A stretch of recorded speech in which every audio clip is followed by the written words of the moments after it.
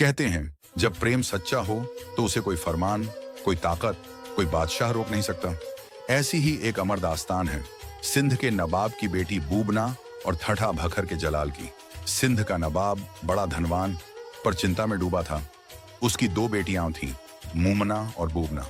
मुमना सीधी सादी, घर गृहस्थी में रमने वाली, और बूबना तेज चंचल, रूपवती, गुणों की खान। उसके रूप और बुद्धि के चर्चे चारों ओर फैल चुके थे। नवाब दिन रात यही सोचता, मेरी बूबना जैसी हूर के लिए कौन होगा योग्य वर। नवाब ने अपने आदमी बुलाए, उन्हें बूबना का चित्र दिया और कहा, जहां चाहो जाओ, रेगिस्तान पार करो, परदेश जाओ, पर मेरे बूबना जैसी हूर के लिए वैसा ही छबीला वर खोजो। सैनिक एक एक राज्य छानते हुए ठठा भखर पहुंचे, जहां बादशाह मृगतामायची राज करता था और उसका भांजा था जलाल, वीर, दानी, सुंदर और सच्चे दिल वाला। नवाब के आदमी जब जलाल से मिले, उसे बूबना का चित्र दिखाया। चित्र देखते ही जलाल ठिठक गया, जैसे दिल में किसी ने दीप जला दिया हो। यह वही है जिसके लिए मैं बना हूं, जलाल ने मन ही मन कहा। नवाब के आदमी सिंध लौटे और जलाल के गुणों का बखान किया। चरित्रवान, रणसूर, दानी, मीठे वचन बोलने वाला। नवाब भी खुश हुआ। उसने काजी को बुलाया और जलाल से रिश्ता तय करने भेज दिया। उधर जलाल की तस्वीर देखकर बूबना भी जलाल पर मोहित हो गई। वो बोली, अगर मैं शादी करूंगी तो सिर्फ इसी से। पर कहानी यहीं से मोड़ लेती है। जब काजी ठठा भखर पहुंचा और बूबना का चित्र बादशाह मृगतामायची को दिखाया, तो बूढ़ा बादशाह खुद बूबना से शादी करने पर उतारू हो गया। काजी साहब, बूबना से तो शादी हम करेंगे। बादशाह गरजा। काजी को उसने धन देकर अपनी ओर मिला लिया और रिश्ता पलट दिया। मुमना जलाल के लिए और बूबना बादशाह के लिए तय कर दी गई। जलाल के लिए यह खबर बिजली की तरह थी, पर बादशाह का हुक्म कौन टालता। बारात ठठा भखर से सिंध रवाना हुई। एक हाथी पर जलाल सवार था, दूसरे हाथी के हौदे में रखी थी बादशाह की तलवार।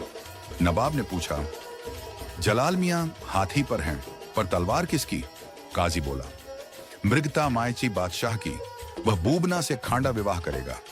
नवाब असहाय था। बूढ़े बादशाह से टकराना मतलब युद्ध मोल लेना। बूबना को जब यह पता चला तो उसका दिल आग बन गया। मैं तलवार से शादी करूंगी, पर जलाल की तलवार से। उसने अपनी दासी के जरिए जलाल को संदेश भेजा, मैं सिर्फ तुम्हारी हूं। और उसी रात बादशाह की तलवार हटाकर जलाल की तलवार से निकाह की रस्म पूरी की।